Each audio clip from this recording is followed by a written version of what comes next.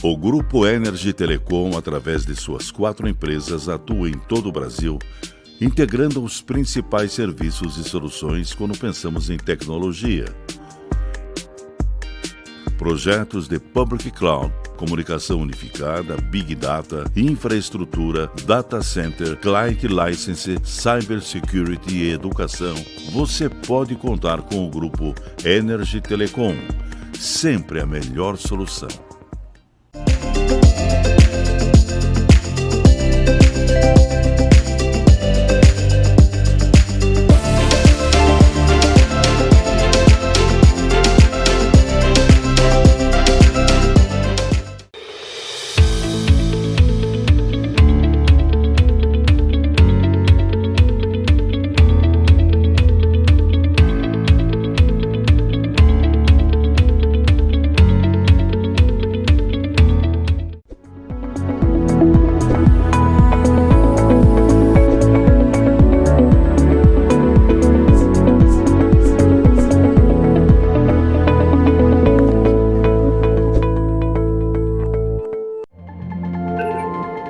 Nós protegemos a tecnologia para você explorar novas realidades.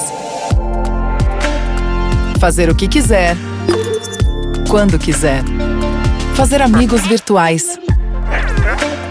Estar perto, mesmo estando longe. E conquistar novas fronteiras. Garantimos sua segurança digital para um futuro melhor. Kaspersky. Bring on the future. Vale do Paraíba, uma região única com múltiplas vocações. A nossa é a tecnologia, é a inovação. Nós somos a NIP-BR. Trabalhamos para integrar, conectar, expandir, informar, entreter. A NIP-BR é solução corporativa, é internet, TV por assinatura, é telefonia digital. Os melhores serviços com o melhor custo-benefício. NIP-BR, sua melhor opção em internet, telefonia e TV por assinatura. Você é daqueles que acham que ser moderno é ter um aplicativo para cuidar do seu dinheiro? É também. Agora, moderno mesmo é fazer parte de um grupo de pessoas que cooperam e crescem juntas. Tem gente que acha que um bom atendimento é ter um gerente pronto para te ajudar. Nada mal, né? Mas pra gente ter voz e participar das decisões relacionadas ao nosso dinheiro. Tem gente que acha que somos um banco. Somos muito mais. Somos feitos de valores. Our infrastructure and natural resources can't keep up with growing demands. We need to be smarter. We need to care more. It's time to create smart infrastructure. We can because we connect energy systems, buildings, and industries to adapt and evolve the way we live and work for the good of the planet and the people.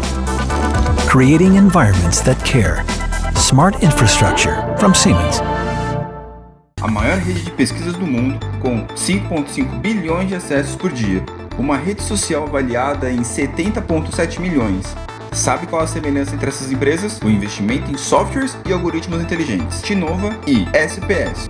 Na era da transformação digital, a Tria Software é o seu parceiro ideal. Trabalhamos com a aplicação de solução em software padronizada ou sob medida para melhorar o desempenho dos processos de sua empresa. Tria Software.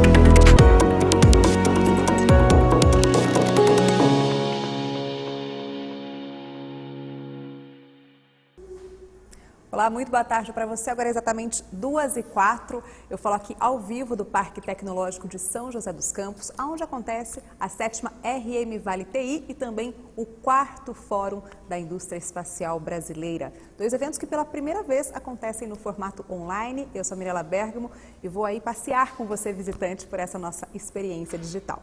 Hoje, durante o nosso Congresso de Tecnologia, o assunto é o agronegócio. Vamos ter mais 2 painéis durante o período da tarde, a partir das 3h15. E agora, nós continuamos com a programação do Fórum Espacial, com o último painel do dia. Lembrando que as palestras do Fórum são em inglês, então, se você precisar, aqui na parte superior da sua plataforma tem o ícone do globo, basta ativar para você receber a tradução simultânea. Vamos lá, então, abrir o nosso último painel dessa tarde. Vamos ver se os nossos palestrantes já estão posicionados. Hello, hello. E o Danilo Sakai, da Agência Espacial Brasileira, vai ser o nosso moderador com o assunto mineração espacial. Uma ótima tarde para você, Danilo. O painel é todo seu. A good job. Olá, ótima tarde a todos. Good afternoon to everyone and welcome to today's panel on space mining. Now, diving right into today's topic, from a technological point of view, and of course, finances, law, policies, and science, it does not get more interesting than extracting, processing, and using space resources. Now, for the last couple of decades, there has been a growing interest in returning to the moon. We find examples on the Artemis project, the commercial lunar payload service, and China's lunar exploration programs. As for asteroids, there have been pioneer sample missions in JAXA's Hayabusa 1 and 2, and just yesterday, NASA's OSIRIS-REx managed to touch and collect a sample of the asteroid Bennu. So new developments in technology and regulations, along with the interest of the private sector, have rendered it possible to act on the expansion of the human race beyond the low Earth orbit. These new endeavors are mainly driven by the prospect of extracting and utilizing space resources. Now, the high cost of space transportation justify a living off the land approach, where we can mine, process materials on site, as we build a lunar base or even further. So to shine a light on the subject and to discuss recent initiatives, we have the honor to welcome as panelists a trio of acting specialists with diverse backgrounds and activities. So first, Mr. Gustavo Roque, one of the creators of the Mining Hub and manager of the Ferrous Innovation Management at Vale, currently responsible for the dissemination of an innovative and transforming culture in the company. Mr. Caio Acerno, CEO of iSpace USA. He is responsible for executing business strategies with a specific focus on lunar mission conducted for the NASA's commercial lunar payload services. It is a $2.6 billion procurement to send instruments to the moon. And Dr. Matthias Link, Director of International Affairs in Space Resources .lu at the Luxembourg Space Agency.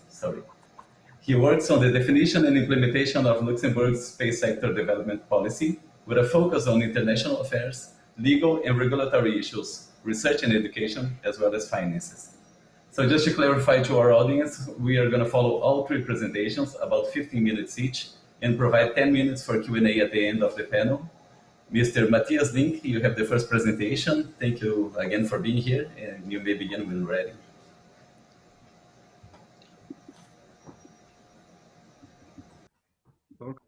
Okay, thank you very much. Just to check if it's working, do you see my slides? Or?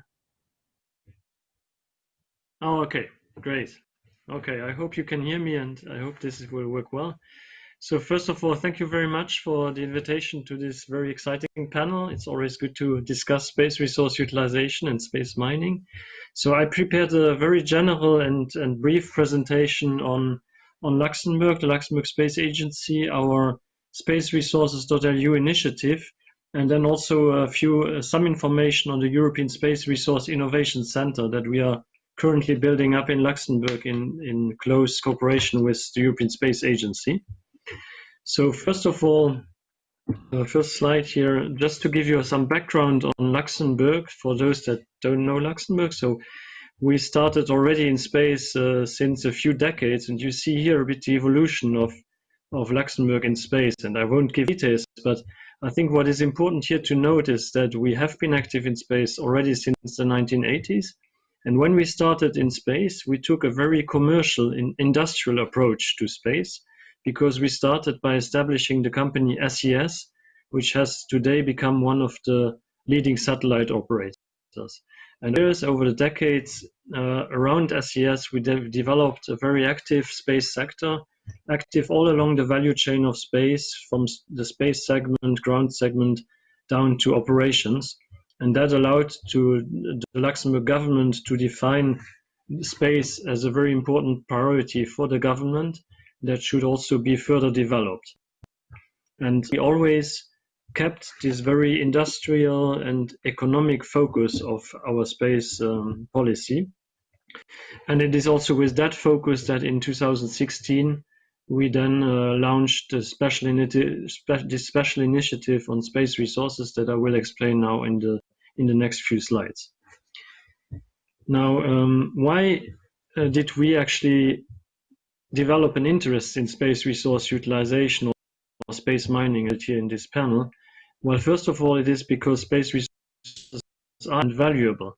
You can, of course, find most of the resources that you find on Earth also somewhere in space, and you can use them in space for many different use cases, ranging from life support for astronauts using water, or splitting water in hydrogen and oxygen, using it as propellant for spacecraft and for rockets, but also looking for metals to build equipment and manufacture infrastructures in space. A wide range of different use cases where space resources can be used, and in the very long term, it might even make sense to bring some of those resources back to Earth, because maybe on Earth we don't find them so easily anymore.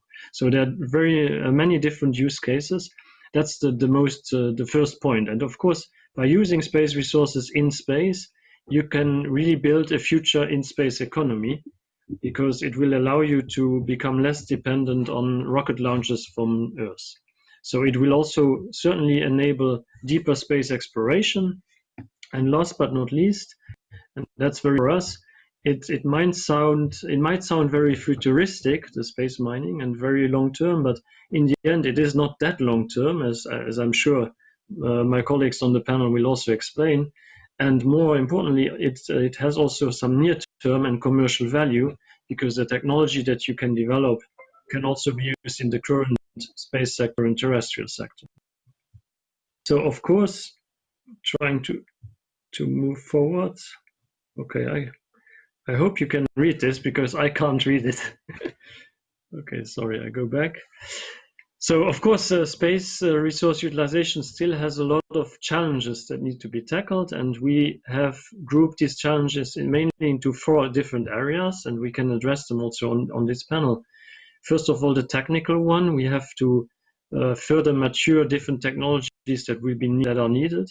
The regulatory level, we have to develop a better legal and regulatory framework on an international level. Of course, the financial level, we have to develop finance, also attract private investors into these new markets. And then the business side, in the end, we are talking markets that do not yet exist, so we have to develop them. So all in all, of course, all these different challenges are very much connected. You will not find an investor that will invest in a market that doesn't exist, that is not clearly regulated, and where the technology is not mature. So in the end, all these different challenges depend on each other. And it is with that in mind that we launched in 2016, after already some years carrying it, the Space Resources.lu initiative, where we aim to contribute to the peaceful exploration and sustainable utilization of resources for the benefit of humankind. And to do this, we have come up with a strategy that is based on these 5 pillars that you see here. And in the end, we tried overall to progress step by step on all these different challenges that I just explained. And I will go one by one through the different pillars, but of course very quickly, and give you some examples of what we have been doing. So in the first pillar, the political support, was very important for us from the start to convince the general population, the media, and also the different internet of the utility of using space resources, and bring them on board, if you want. So we, in particular, became very active on a European level, engaging with the European Space Agency and the European Union but also more internationally at the United Nations, to really promote this topic and make sure that it gets the attention that it deserves.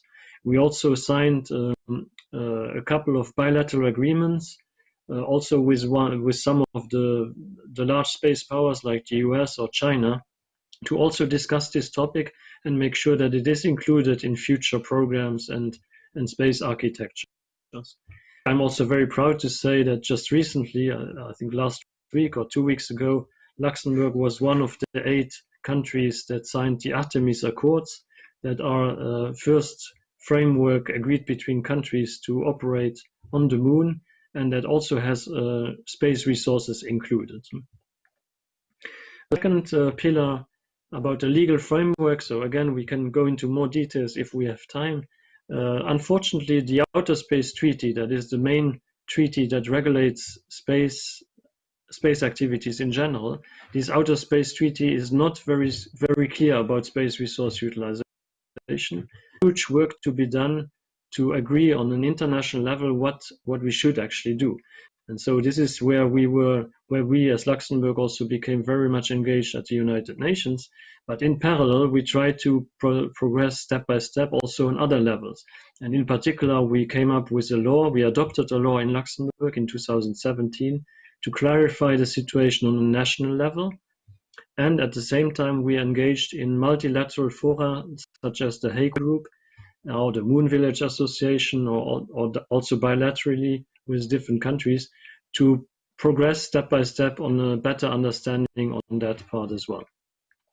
In terms of research and education in the third pillar, it was very important for us to also think about the future, think about the talents that you need.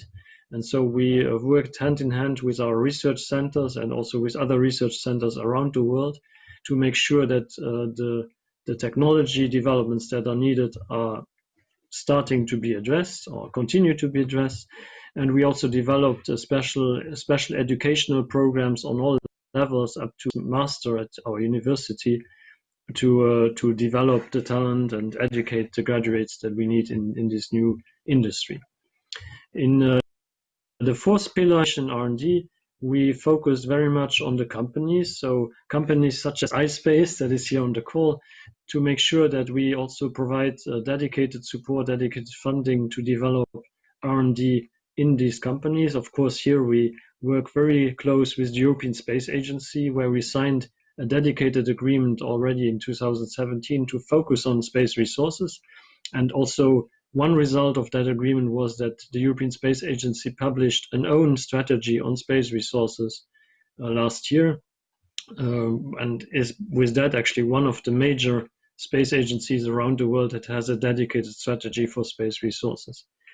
And then last but not least, in terms of funding, we also think that it's very important to not only think about R&D funding, but also develop instruments in equity investments and loans that can also support in the end private investors and private industry to consider that future market.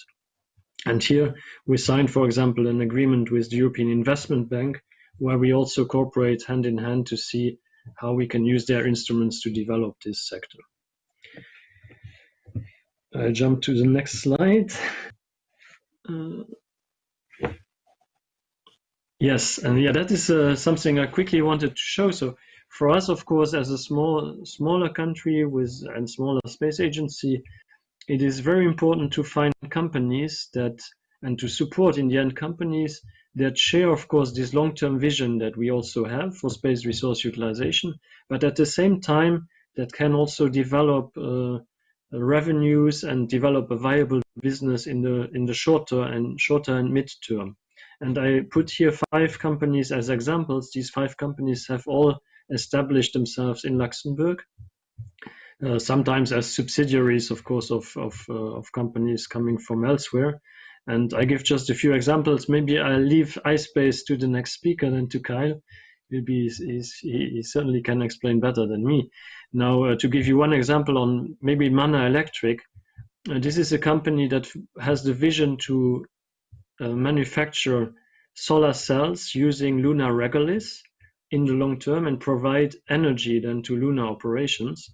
But in the short term, they want to use the same technology to manufacture solar panels using sands in the deserts of this world. So you see they have both this short-term and long-term vision. This is typically the type of companies that we try to find and to support under our initiative. And I don't have time for the others, but we can address them later if we have time left. Because then the last topic I wanted to briefly address doesn't change. Sorry. Yes. The last topic I wanted to mention here in my talk is the European Space Resource Innovation Center. This is a new innovation center that we are currently building up together with the European Space Agency, and where we want to build a new internationally recognized center of expertise for scientific, technical, but also business and economic aspects related to the use of space resources, both for robotic exploration and for the programs of space agencies, but also much more generally for laying the foundations for a future in-space economy. And I'm mentioning this because we want that center to be very open, and of course we would also welcome cooperation with other countries, Brazil and its industry. And one key element here in this center will also be the cooperation with non-space industry, with mining industry or oil and gas industry, because in the end we believe that the whole sector resource utilization will only develop if we manage to bring in also the terrestrial sectors. And so just to finish here, we will have 4 pillars that we will address in this center. Of course, research and technology. We'll also build up these links with the companies, with also the larger groups. And we will build up a special startup incubator for startups related to space resource utilization. And at the same time, this center will function as a sort of focal point for the space resource community, at least in Europe, but we would hope also from worldwide, to bring together the different experts that work in this field, and of course then also generate the knowledge that we all will need to develop this sector. So I think my time is up. I don't want to take the time of the others. So thank you very much again for giving me the opportunity to present what we do in Luxembourg. And of course, I'm available for more questions and answers then in the discussion. Thank you very much. Thank you very much, Dr. Link, for your presentation. It was very interesting to see the 5 strategic pillars behind the Luxembourg Space Agency. We know it's, in contrast to other traditional space agencies, Luxembourg focuses a lot on business development, the creation of economic value, jobs, and the whole legal framework. It was one of the pioneers along with the USA, right? And instead of just directly undertaking research and conducting missions. So it's very interesting to see how it works. And I'm sure we'll have some questions about that later.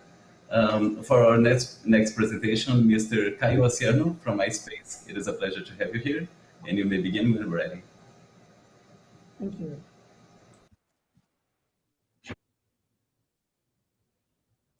Well, first, let me start by thanking everybody in Brazil for this opportunity to speak. This is my second time speaking virtually, which is a bit sad because I hope to come to Brazil sometime soon and get to meet you all in person.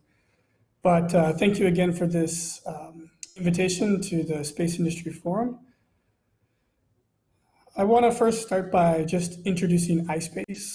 So we are growing quite substantially over the past few years. We're over 130 people now from 20 different nations, and we all have one vision. And this vision is called the Moon Valley. It's the idea of having 1,000 people working and living on the lunar surface by 2040. So for the rest of this presentation, I want to explain the steps that we are taking to try to make that a reality. So first, we are actually almost 10 years old. So we were originally founded in September of 2010. We were very small for the first 5 years. And then in the past 3 years, we've grown tremendously. We have about 67% of the engineers, and then we have a really big focus on the business side as well. We do have a global network, so we have offices all over the world. So in Europe, in Luxembourg, and I'll talk a little bit about that in a second. Our headquarters is, of course, in Tokyo, and we also have an office in the United States. Our main business in realizing this Moon Valley is to provide first a payload service and a data service and a partnership service. And I'll talk about those a little bit more. Lastly, we are one of the best funded space exploration companies. We've raised close to 125 million from two strategic types of investor. One is the financial investor, which you can see here on the left-hand side, and then the other is a strategic investor. These are companies which are, many of them over 100 years old, and they're looking for opportunities to expand their business. What's the next step? What's the next place that they can do business? And so for many of them, the lunar surface is that place. So we have strategic partnerships with Suzuki Japanese Airlines, MS and AD, for example. This is the largest non-life insurance company in Japan. So all of these companies are investing in this because they want to better understand how they can operate on the lunar surface. So let me just quickly go through some of the things that we've achieved in the past couple of years. One of our biggest achievements is to be a part of this NASA Eclipse program. So this was briefly mentioned in the introduction. This is a $2.6 billion procurement from NASA to send instruments to the lunar surface. So we're a part of Team Draper. We're working with these companies to send not only NASA payloads to the moon, but what we will see is there will be payloads from all over the world. Hopefully also a payload from Brazil sometime soon. We do have this global collaboration. So we're not only really working closely with NASA in the United States, we have a partnership with JAXA in Japan. And then as Mateus mentioned, and thank you for that new slide, Mateus, I haven't seen that one, but we've been in Europe and particularly in Luxembourg for quite a few years now, developing strong relationships with the government and with the European Space Agency, as well with all of the other space agencies in Europe, trying to give them to the lunar surface. And you'll see I've added a new little circle here with a question mark, because I really hope that very soon we can have a strong collaboration with Brazil.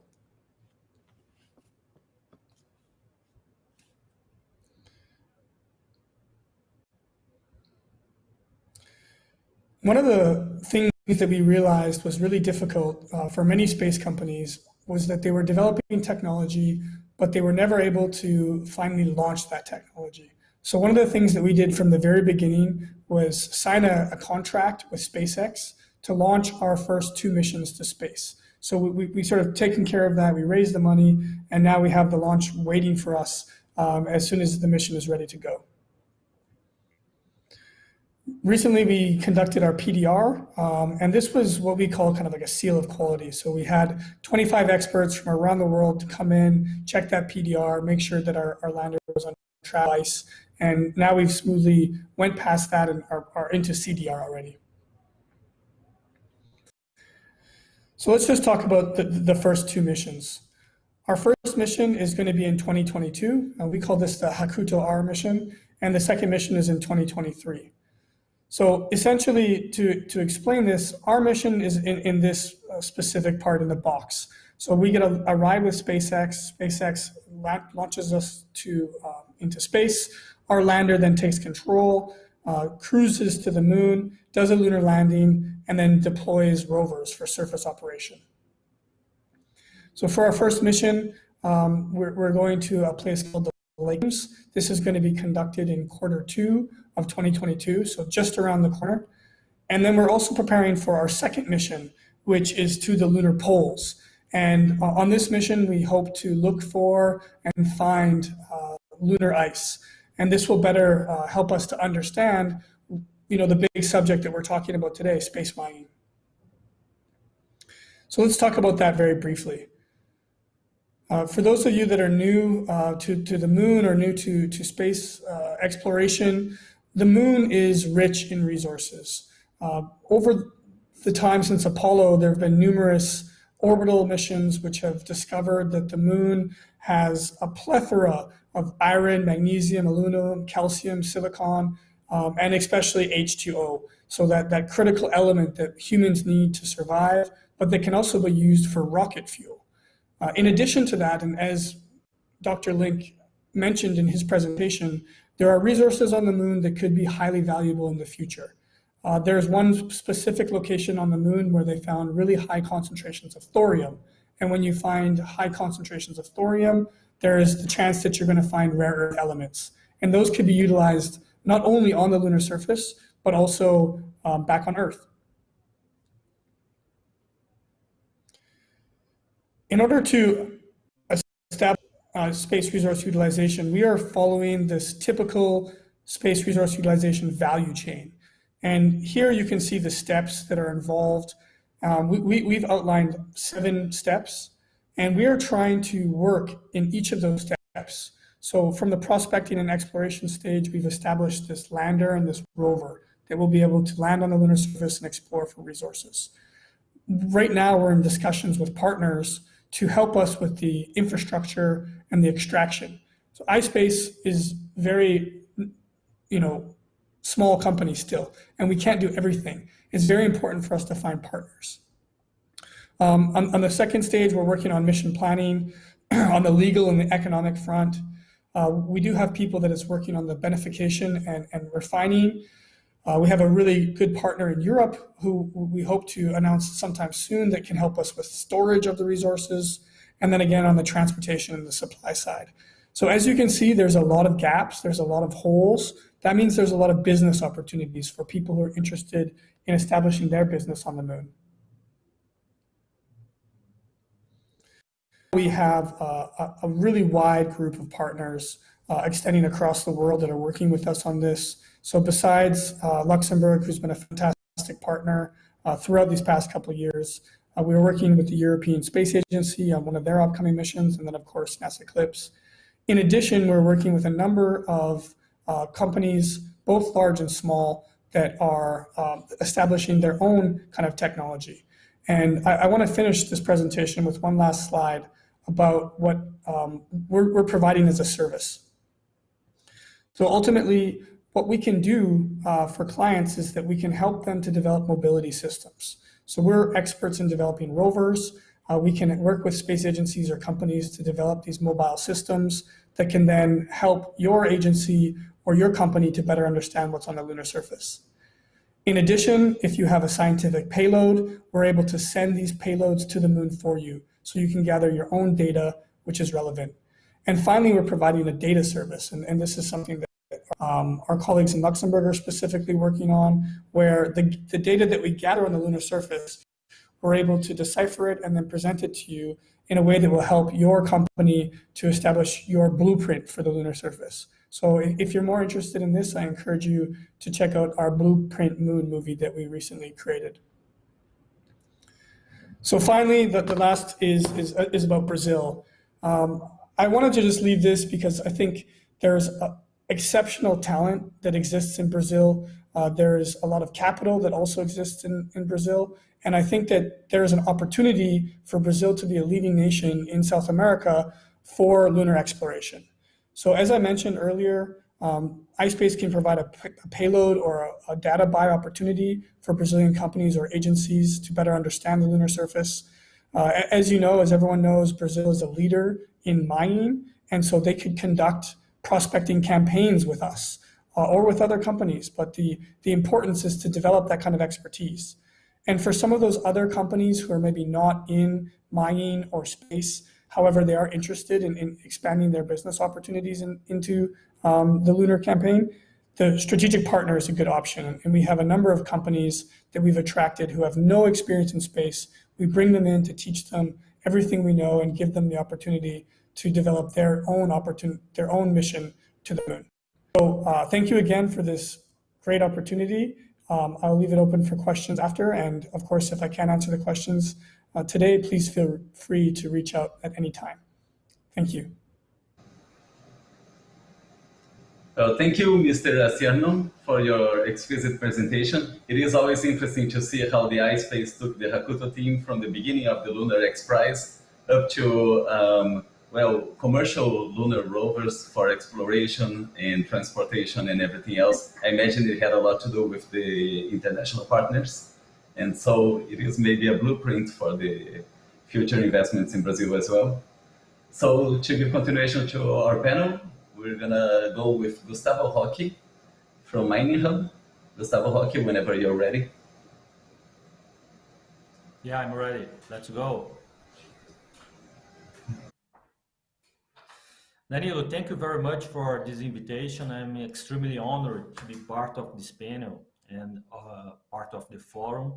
It's important to say that even though I'm signing here as Mining Hub, I'm not the representative of the Mining Hub. We have amazing people there who is leading the project now, Claudia Diniz, Rodrigo Gomes, and many others. I am just the creators and the co-founders of Mining Hub. And today I'm here as an entrepreneur and maybe an intrapreneur which works for a huge mining companies. And since 2018, I've tried to bring the space mining subject to the mining agenda in Brazil. In 2018, I had the chance to be at Houston University, and then we went to the NASA Johnson Space Centers to understand the evolutions and the opportunities that the space industry would bring in the next years. The same year, I went to the Hebrew University of Jerusalem, and I had the chance to meet some scientists and engineers who probably was the competitors with iSpace, which was the team from Space IL. And there I could understand the opportunities that the space industry could bring for the mining industry. And since then, we are trying to translate for the mining professionals and for daily strategies how we could insert the space mining subject in our agenda. Yesterday in the forum, it was really interesting because the representative from the European Space Agency mentioned that for the space, we just don't need to build something specifically for space. We just need to add space in our strategy. And it's very important, it's very interesting how we can do this. Because when we look, and Dr. Link also mentioned this, and also Kyle, I look for the space industry in Brazil, and I can't see the mining industry or oil and gas industry do not leading this process, do not incentive and promoting these ecosystems to be built and to be explored and to be partnering with companies as iSpace and agencies as Luxembourg's space agencies. And as a professional for mining, and one of those who built disruptive ecosystems as Mining Hub in our sector, I believe that we have a very, very important role in this, how to show the way we can take advantage and the way we can explore opportunities on this. If you look 20 years ago, we could imagine operations, underground operations and open pit operations having autonomous trucks, autonomous drillings. We could not even think about drones, imagine autonomous drones. And if you push forward, trying to understand 20 years ahead, where the mining industry could be, in space, where else, what kind of opportunities can we explore? Many times, we look for the space industry thinking from the opportunities from the space to the Earth.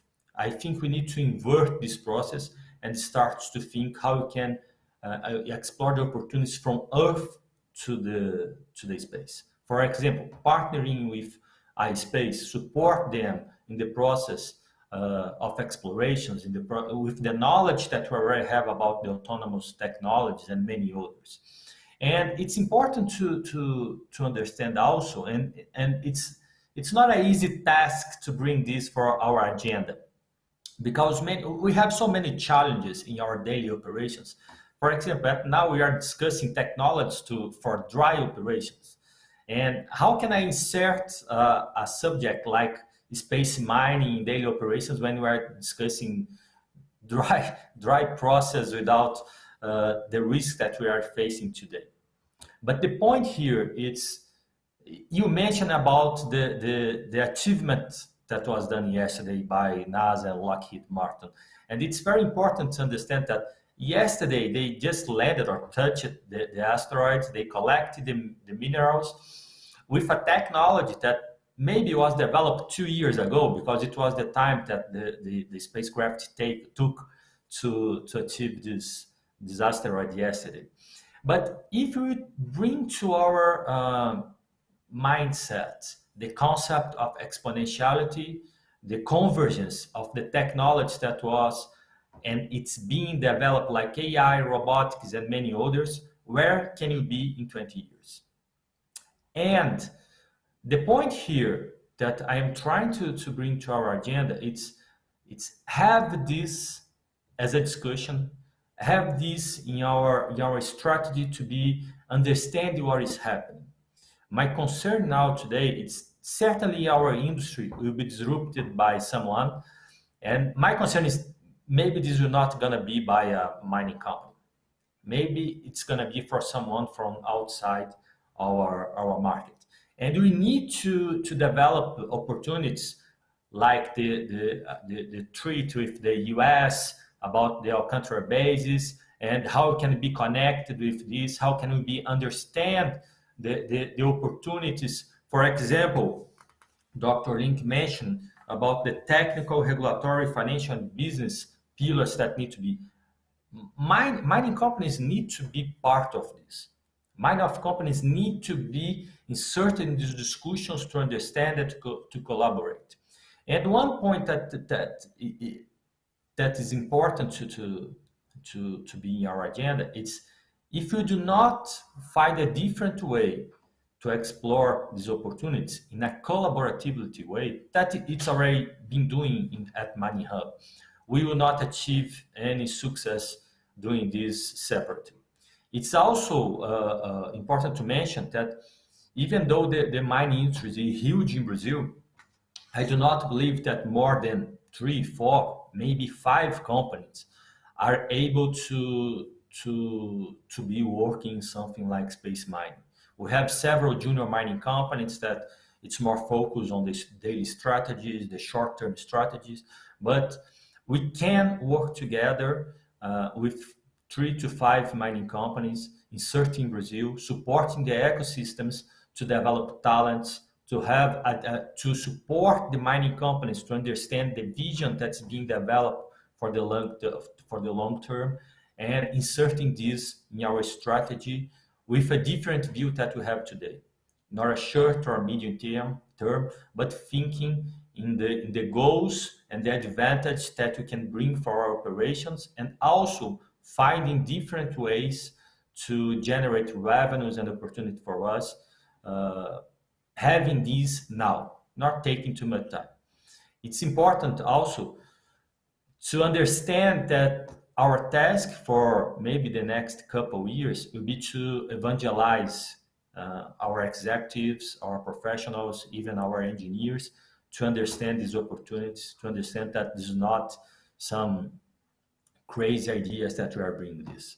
The process to evangelize, to create the ecosystems will be very important, otherwise we're going to be inserting this team in our agenda. So my role here today is not a technician or technical, and I'm happy I was happy to listen early this morning. Paulo Vasconcelos and Mr. Kevin O'Connell mentioned that the space industry needs more than the technicians, needs the business skills, needs the complementary skills that will support the development of the industry. And my role here is exactly this. It's translate this vision and these opportunities to our industry and make it happen in a more tangible and understandable way for our leaders and our executives. Thank you very much. Thank you very much, Mr. Roque. It was a very interesting presentation, and I feel you touched on some very important subjects. So I'm going to go ahead and start the Q&A. I have a question that, well, it goes right into this, so I'm just going to continue with Mr. Roque, but I think everybody can chime into this one, especially because it involves the blueprint for the Luxembourg space revolution. We can say the second, this actual space revolution, and how we could benefit from similar strategies in Brazil. So you see, in the current Brazilian mining industry and the space sector, how would we nurture an ecosystem of the kind and attract investments of high-risk developments and missions in space mining, especially from our mining giants? I know you said that, well, it's actually a common practice in space that not all mining startups come from mining backgrounds, but it would be interesting to tag on the know-how and the resources of our giants. So how do you feel this going? And Mr. Link and Asiano as well, if you have anything to put on. Yeah, I have no doubt that the mining companies need to lead this process in partnership with the AAB, and because you are doing an amazing job building this bridge with the agents, with the companies, and open the roads for the mining companies. So I really like to congratulate you guys for this amazing work you are doing, for example, with this forum. But I believe that the mining companies and the oil and gas companies need to support not only financially, because the point is not only financially, but we need to support giving space in our agenda to discuss this, to share our experts, to understand what we are doing, trying to bring the academia, universities to understand what kind of skills we're gonna need in the next 5-10 years to develop this, partnering with schools like Colorado Mines of Schools and many others, to develop these skills and not to be late in the discussions. We need to be one step ahead in this subject. Otherwise, you're gonna be always trying to fill the gap with developed countries, of developed economies. And I truly believe that you can be, as Kyle mentioned, you can lead this in the Latin America, you can partnering for this. And what depends of me, I will be partnering, I will be supporting the Brazilian Space Agency, and also trying to bring agents like Luxembourg's and European agents to help us to translate and to build this important movement in Brazil. And just before we proceed, I would like to pass the word to Mr. Link, but complement a little bit on the question, because you cited this new European Space Resources Innovation Center that Luxembourg is leading with a new incubation program. I saw yesterday at the forum that it's going to be 5 years. Maybe it should be more adapted to mining startups. How do you imagine that we could take our giants or big players and fit them into a lean startup model that is aligned to Luxembourg's way of doing things? And since we're talking about lean startups doing a lot of things, I think maybe Mr. Asiano would have something to add as well. Please, Mr. Link. Yes, thank you. Maybe what I can say on this topic is it is something that we have also tried to push now since many years. I would say really from the start of our initiative. We really recognize that it is actually extremely important to bring in the terrestrial industry here. So I can only support what you all said, and at the same time, we have also clearly seen that it is really difficult, because these markets, these big companies are active in existing markets that are very well defined, and of course here you have to persuade them to invest or at least consider markets that are, for those companies are extremely futuristic. So what we have seen is you have to find the right arguments to bring them in, and of course you have to do a lot of interaction, a lot of talking to them, a lot of contacts. And what we have done, for example, in Luxembourg now already twice, we organized a seminar, a workshop called Mining Space, where we specifically went for the mining industry and the oil and gas industry. That was really the complete focus of that event, and I can send you more information, or if you go to our website, you will find also the summaries of these events, because here we were really able to attract some of the companies, and of course, it was extremely challenging, but then afterwards, the second year was already better, and if we didn't have the current Corona crisis, we would have had a third edition this year, and so gradually, I think, we bring them in, and I think it's also what I also noticed is that in the end, it's not necessarily the best thing to talk about markets, because in the end these markets do not exist. So it's maybe not that's not maybe the argument that will convince them. But I think one focus is definitely transfer. I think, as you said, Gustavo, you have technologies in the terrestrial world that you can bring in quite easily to the space world. And then, of course, in the other way around as well. I think we are developing things in space that are also very attractive for terrestrial companies. So I think that's one argument. The other argument, and I think that should not be underestimated, is that space is somehow sexy. Huh? Space is, has a vision. Space is able to attract young people to also work in this sector. And I think that is, I heard already now from several of these mining and oil and gas companies that by associating themselves with this topic, it also provides a vision to attract new talents in the terrestrial sector. Then. And then a third thing that we also saw is that, of course, our first reaction was to go for the large mining groups, like you have some in Brazil as well. But something that we underestimated a bit at the start is that you have, of course, a whole supplier industry as well there that is developing a very important technology for these big mining groups. And these suppliers are typically also the ones that are interested by technology transfer and by space. And so maybe to finalize, I can only invite you to also an event that we will organize.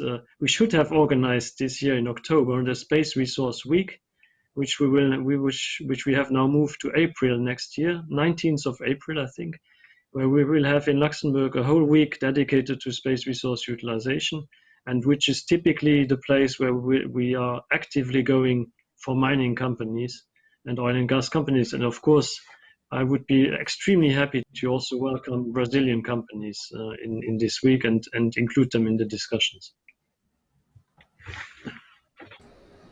Perfect. And Mr. Racierno? Sure. So I'll just briefly talk about what was attractive to us and then talk about lean. So when you think of a country getting involved into space, I think what the country needs to do is they need to provide a legal framework, and this is a book directly from Luxembourg, so you have the right man on the call right there. But they really did a good job. They provided the legal framework, the political support, and then they provided some cash in different forms. I would emphasize that cash is important, because if you just, I see some countries that are trying to do things that are just political or legal, but ultimately, if you want to play the game, you have to have a foot in. And this doesn't need to be big cash. These days, with iSpace or with any other providers, you can get an instrument on the moon for $1 million. So even something small, a small step, would have a huge domino effect in the industry. Can you imagine if Brazil was on the moon next year? Transform the country. It's going to energize the citizenship, as Dr. Link mentioned. You're going to have a lot of people that are going to get involved in that. And because of this sexy element, it's going to attract more money. So I really just emphasize the fact of try to find your specialty, focus on something, and then send it to the moon so that you can really be an important figure in those conversations. Yes, and getting into the lean composition of startups, I would like to comment on the Hakuto project. We've been following it since the Google Lunar X Prize, and it has been an evolution, right? We see that after the Lunar X Prize, the iSpace took the Hakuto team to another level, and you guys have built a lander with transportation, a vehicle that can explore the moon and do other commercial activities. So how was that transition? How was the transition of going international, getting new partners like Luxembourg? I know that during the competition, you guys were probably received the heaviest investments of all the competitions. So I imagine it was sort of on the back of your mind. But how did that go?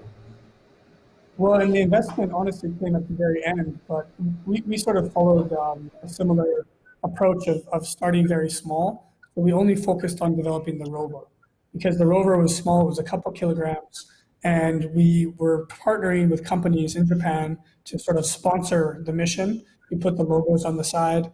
And again, very light rover, very small. Our approach was to just get on the lunar surface.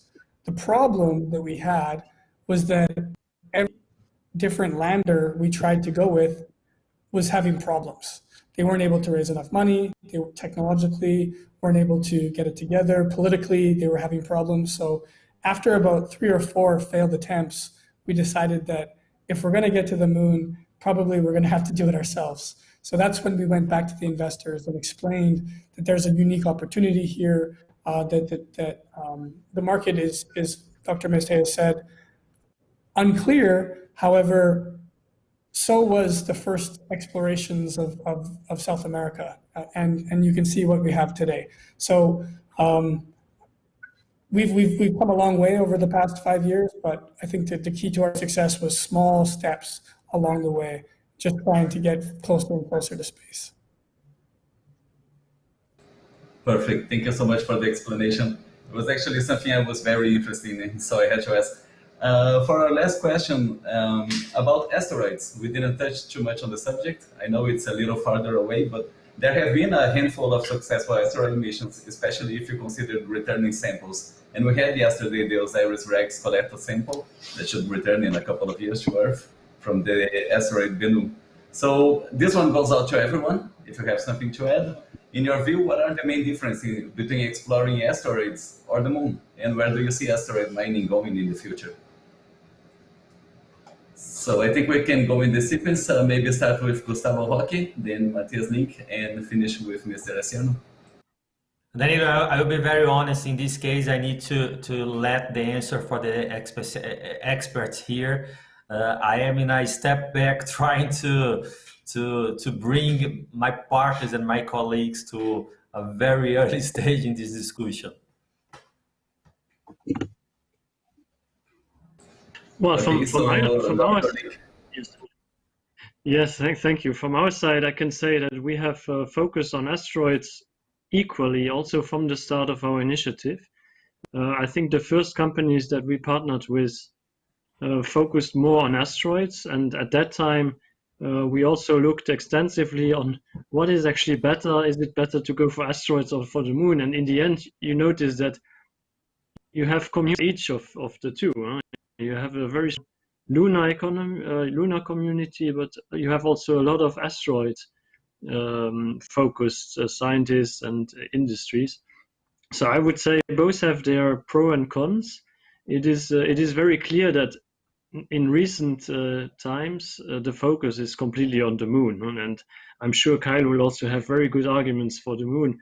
It is absolutely clear that the agency focus is on the moon, whether that's in the US at NASA or in China or in Europe as well. All the big exploration programs now that also include some, let's say, some commercial aspects with the development of the space economy and commercial activities, they are all completely focusing on the moon. So I think it is very clear that in the short term, meaning the next 5 to 10 years, I would say the focus is the moon.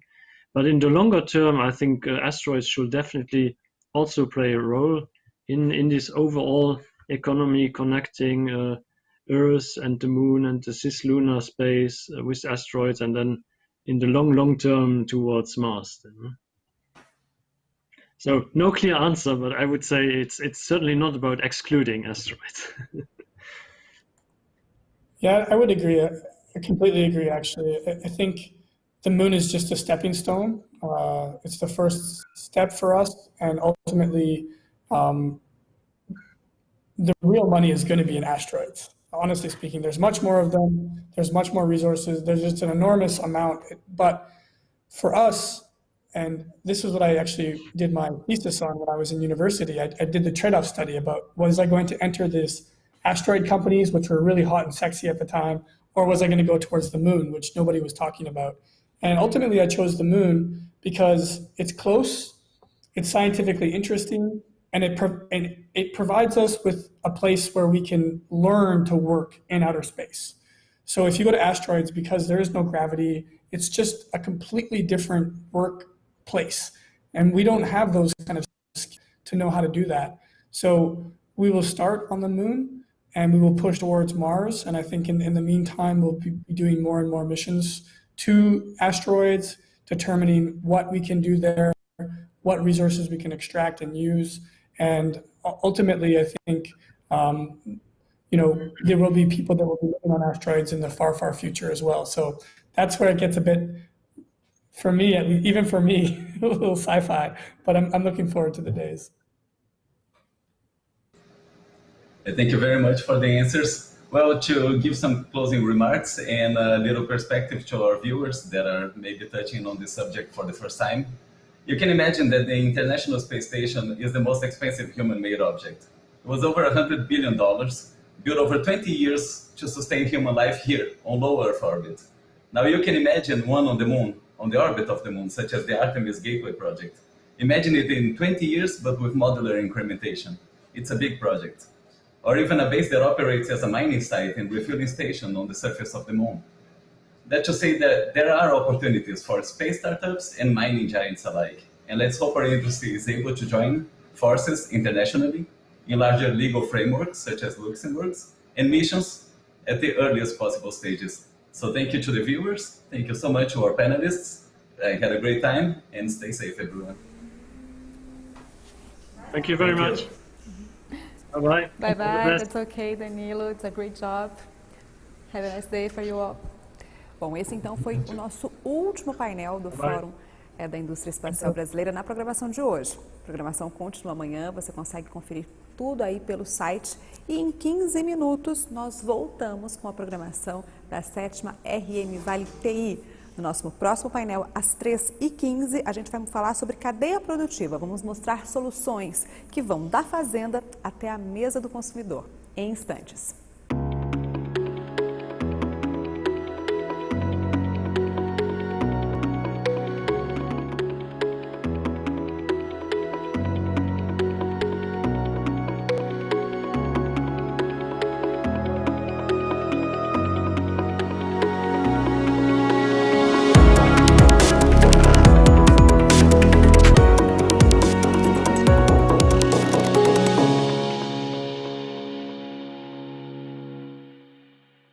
O Grupo Energy Telecom, através de suas 4 empresas, atua em todo o Brasil, integrando os principais serviços e soluções quando pensamos em tecnologia.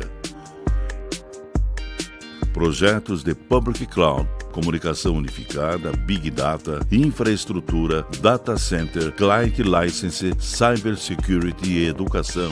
Você pode contar com o Grupo Energy Telecom. Sempre a melhor solução.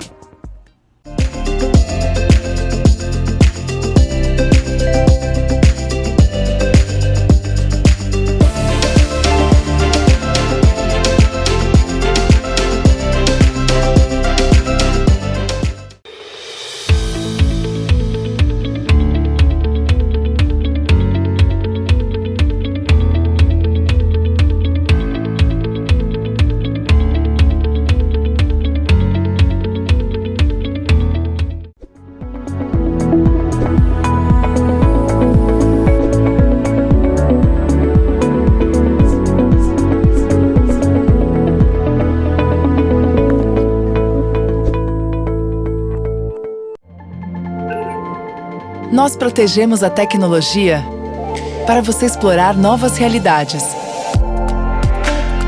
Fazer o que quiser, quando quiser. Fazer amigos virtuais. Estar perto, mesmo estando longe. E conquistar novas fronteiras. Garantimos sua segurança digital para um futuro melhor. Kaspersky. Bring on the future. Vale do Paraíba, uma região única com múltiplas vocações. A nossa é a tecnologia, é a inovação.